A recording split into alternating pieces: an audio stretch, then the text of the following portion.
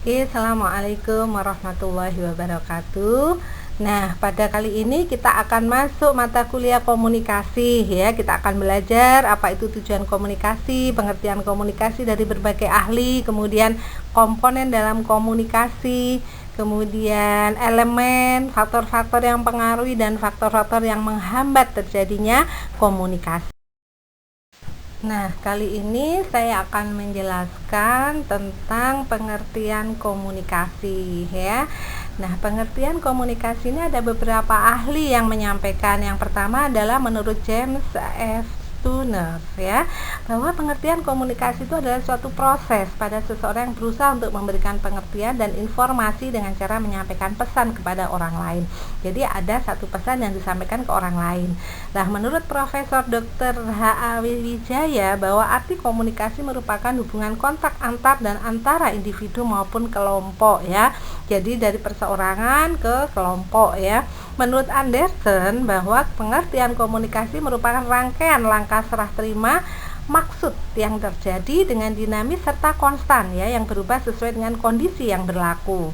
Nah, menurut leksikografer bahwa komunikasi adalah upaya yang bertujuan untuk memberi dan meraih kebersamaan. Menurut Aristoteles, komunikasi adalah usaha yang berfungsi sebagai alat warga masyarakat dalam berperan serta dalam demokrasi. Nah, kesimpulan dari semuanya ini bahwa komunikasi ini merupakan penyampaian pesan ya, dari satu orang ke orang lain, baik orang lain itu individu maupun kelompok maupun masyarakat, yang di sini bertujuan untuk mencapai saling pengertian, memberi, meraih kebersamaan ya, dan berperan serta. Itu yang pengertian dari komunikasi. Selanjutnya adalah tujuan dari komunikasi itu sendiri ya. Tujuannya adalah yang pertama adalah bagaimana kita bisa berhubungan dengan orang lain ya, dengan komunikasi. Dengan komunikasi kita bisa mempelajari ya, seperti saat ini kita bisa belajar tentang arti komunikasi ya, konsep dasar komunikasi ya, atau mengajarkan sesuatu. Kemudian mempengaruhi motivasi dan perilaku seseorang ya. Jadi kalau ingin seseorang itu berubah, kita melakukan komunikasi.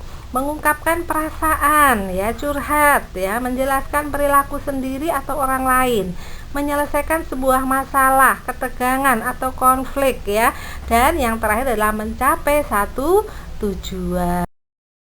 Nah, selanjutnya adalah apa sih komponen penting dalam komunikasi agar berjalan dengan lancar? Yang pertama adalah pengirim pesan ya, harus ada pengirim pesan. Kemudian harus ada pesan yang dikirimkan. Kemudian bagaimana pesan tersebut dikirimkan ya, melalui media apa yang digunakan. Kemudian bagaimana penerima pesan dan bagaimana memberikan umpan balik. Nah, dari 5 komponen tadi ada 4 dasar ya, komponen komunikasi atau keterampilan yang harus dimiliki oleh seseorang.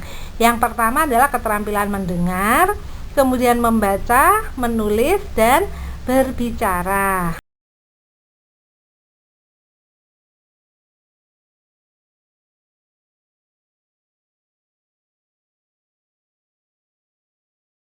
Nah, seperti kita lihat di slide ya, proses komunikasi itu ada komunikator ya, ada komunikan ya. Nah, di sini ada pesan yang disampaikan, kemudian ada saluran yang digunakan ya. Jadi ketika kita menyampaikan sesuatu, kita akan mendapat feedback ya.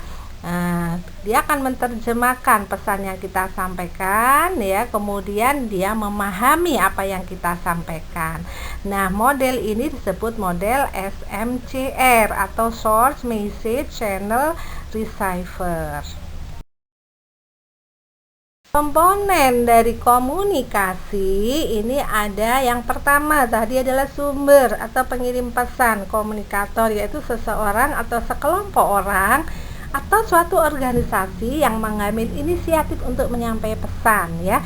Jadi ini adalah sumber pesan ya, yang menyampaikan pesan. Selanjutnya adalah pesan itu sendiri. Pesan ini bisa berupa lambang atau tanda seperti kata-kata yang tertulis atau secara lisan ya. Gambar, angka, gestur ya, tubuh kita ya, ekspresi tubuh kita, body language kita itu merupakan pesan ya. Selanjutnya adalah saluran, yaitu sesuatu yang dipakai sebagai alat penyampai pesan ya, pengirim pesan, misal telepon, HP, radio, surat kabar, majalah, TV, gelombang udara dalam konteks komunikasi antar pribadi secara tatap muka. Selanjutnya adalah penerima atau komunikan, yaitu seseorang atau sekelompok orang atau organisasi atau institusi yang dijadikan sebagai sasaran penerima pesan ya. Jadi dalam hal ini penerima atau komunikannya adalah yang menerima pesan. Nah, yang saya jelaskan di atas tadi ini merupakan model SMJR ya, seperti yang tadi sudah saya sebutkan, di mana ada sumber, ada pesan, ada saluran, dan ada penerima pesan. Nah, nanti kita akan bahas model-model lain dalam komunikasi.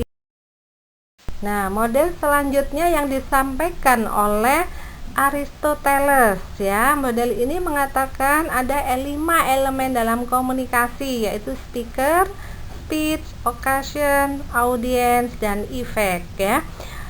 Di sini dijelaskan dari Aristoteles bahwa proses komunikasi itu dimulai dari pembicara atau speaker yang mengutarakan pesan atau speech ya dalam suatu situasi atau occasion kepada khalayak atau audiens yang kemudian menimbulkan dampak atau pengaruh atau efek.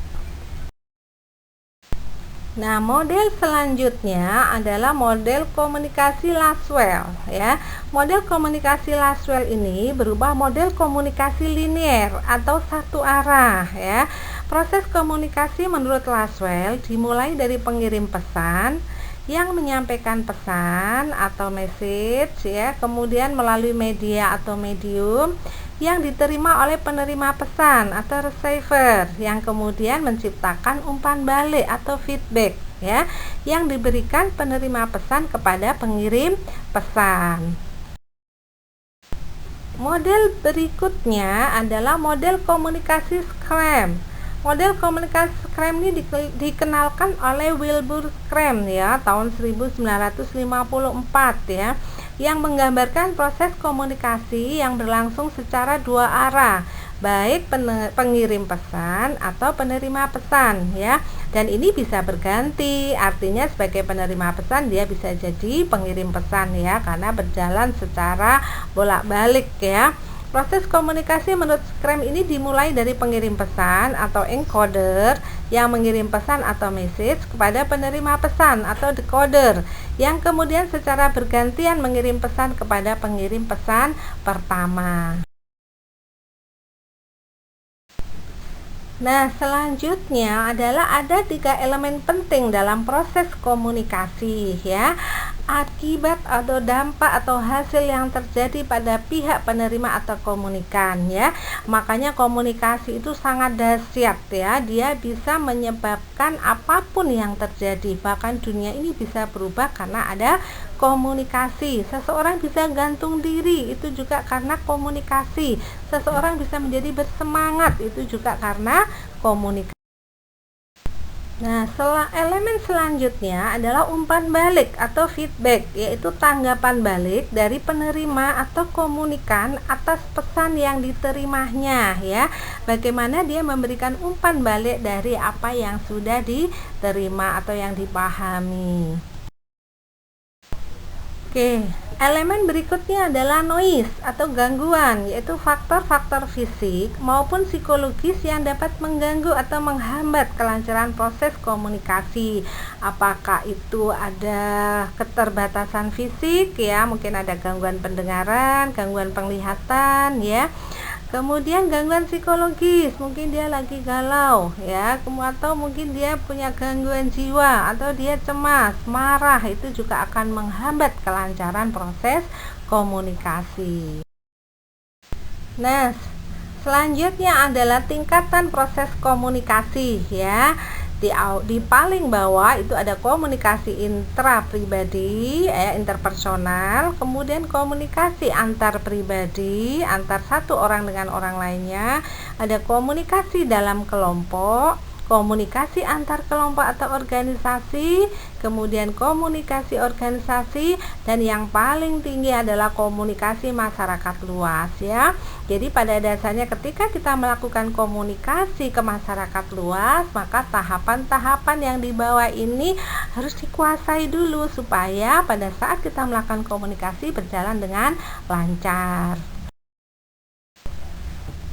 Jadi yang dimaksud komunikasi intrapribadi atau interpersonal yaitu proses komunikasi yang terjadi dalam diri sendiri ya, berupa proses pengolahan informasi melalui panca indera dan sistem saraf ya.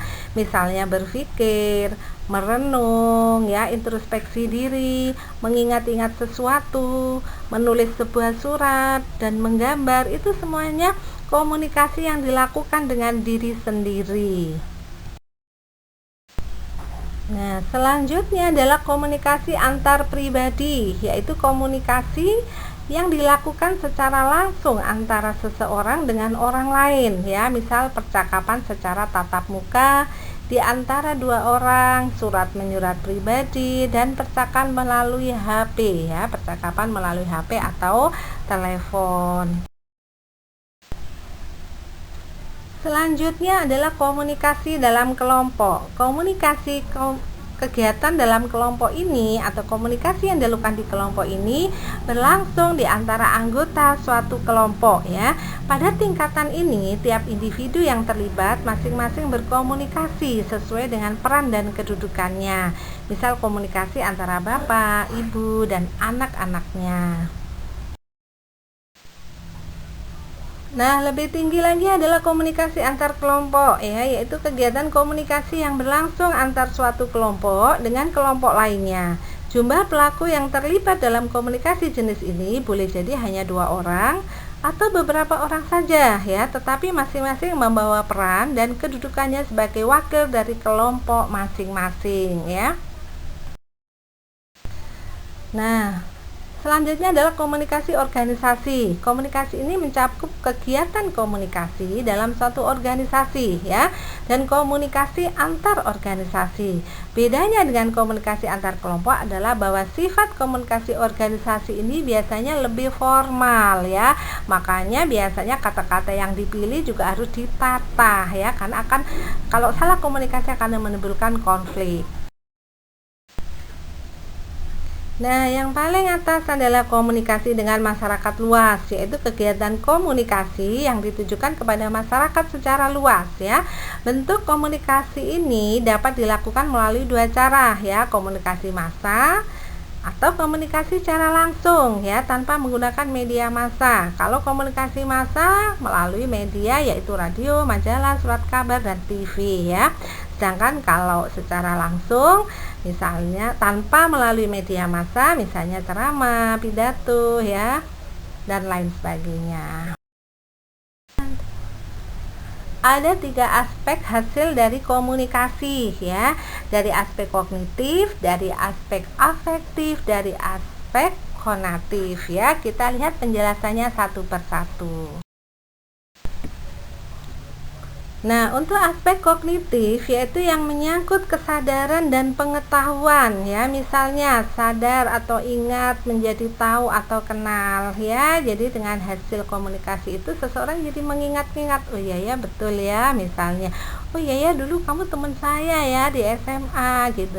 Kemudian oh iya kita kan pernah ketemu di sana, jadi akhirnya saling kenal ya. Nah, aspek yang kedua adalah aspek afektif, yaitu menyangkut sikap atau perasaan atau emosi ya, misalnya sikap setuju atau tidak setuju, perasaan sedih, gembira, benci, menyukai ya. Ini biasanya bisa terlihat dari efek nonverbalnya, dari ekspresi nonverbal ya. Nggak bisa dibohongi, apalagi mata ya. Ketika seseorang itu berbohong, makanya pasti dilihat tuh matanya kalau polisi sedang interogasi, karena di situ akan menyaratkan kejujuran ya, akan terlihat di situ. Selanjutnya adalah aspek konatif, yaitu yang menyangkut perilaku atau tindakan, misalnya berbuat seperti apa yang disarankan atau berbuat sesuatu tidak seperti yang disarankan atau menentang ya. Kadang-kadang kan ada ya gurauan bahwa peraturan dibuat untuk dilanggar ya. Nah, itu juga tidak benar ya. Kalau itu memang untuk kebaikan, nah kita bisa lakukan, kita bisa patuhi ya.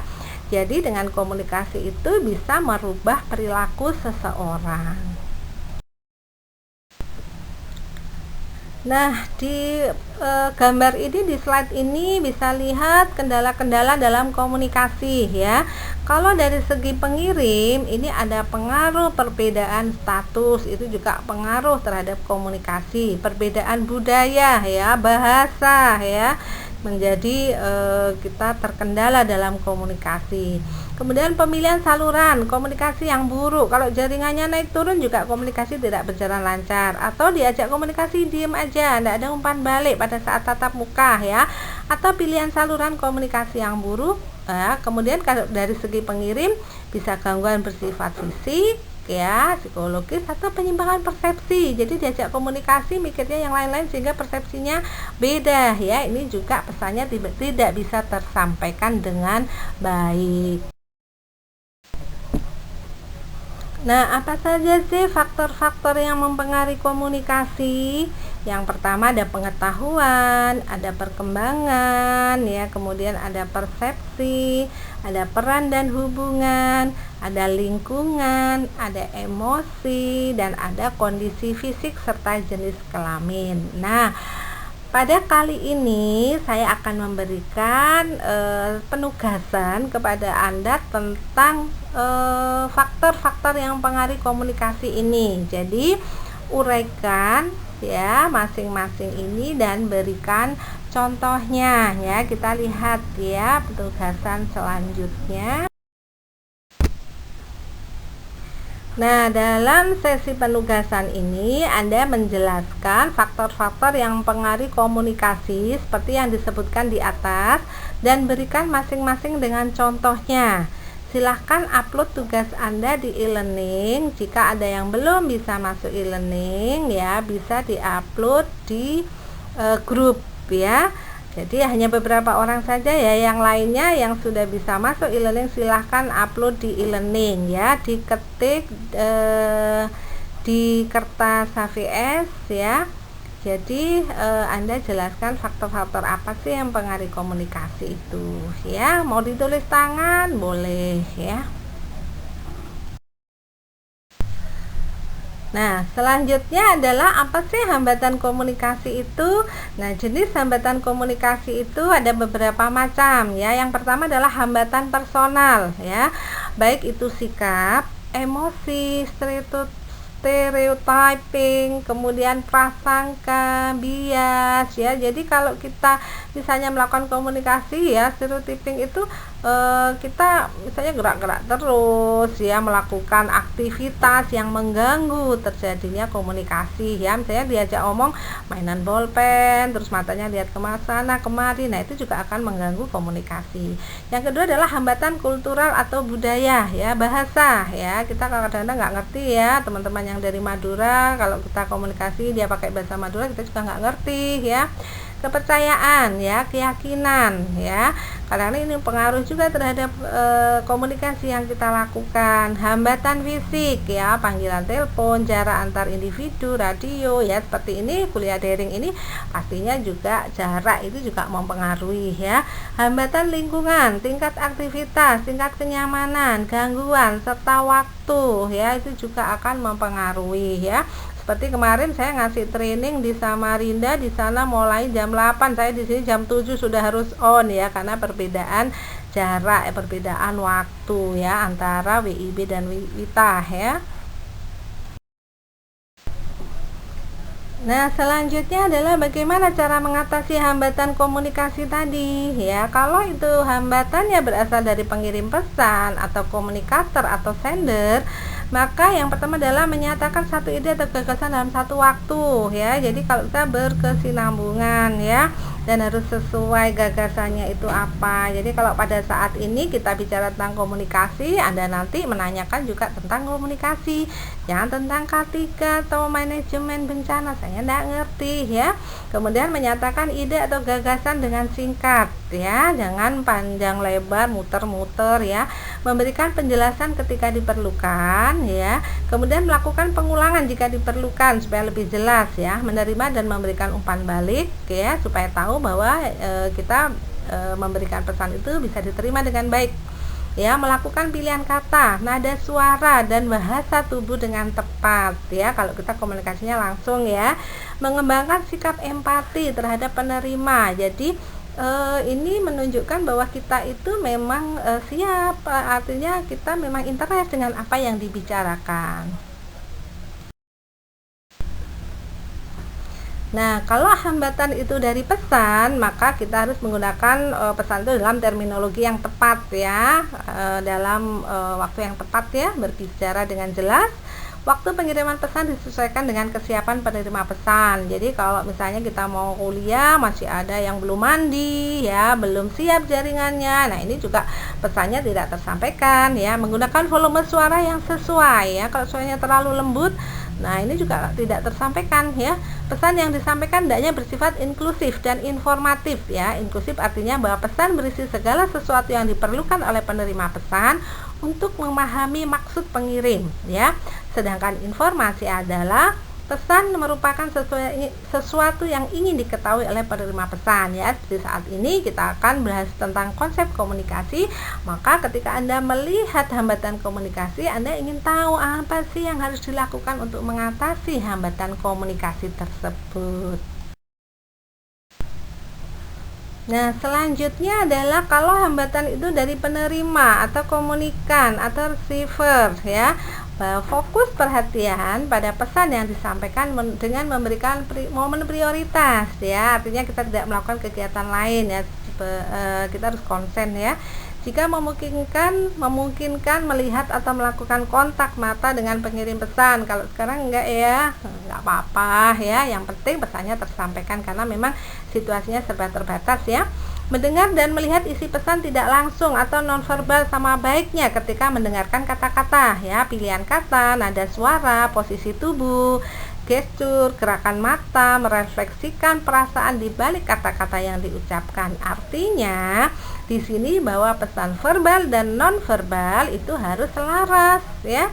Menjaga pikiran tetap terbuka dan hindari penilaian ya. Jadi kalau kita komunikasi dengan orang lain itu hindari perasaan selalu lebih tahu ya, sehingga tidak tertarik dengan apa yang disampaikan oleh pengirim pesan. Ini juga akan mengganggu komunikasi. Melakukan verifikasi terhadap apa yang didengar atau disampaikan.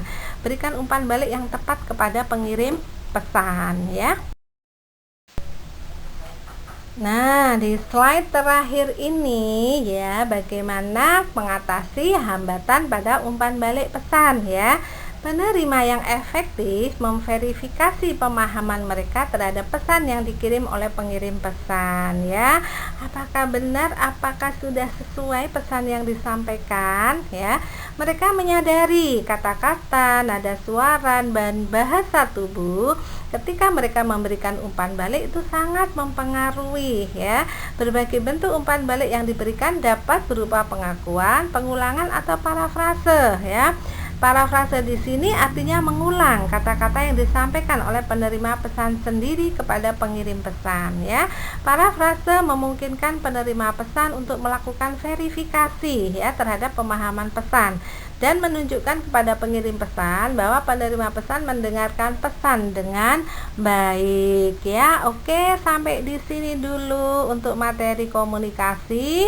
Nah, silahkan tugasnya langsung dikerjakan dan langsung diupload di e-learning. Terima kasih. Saya akhiri. Assalamualaikum warahmatullahi wabarakatuh.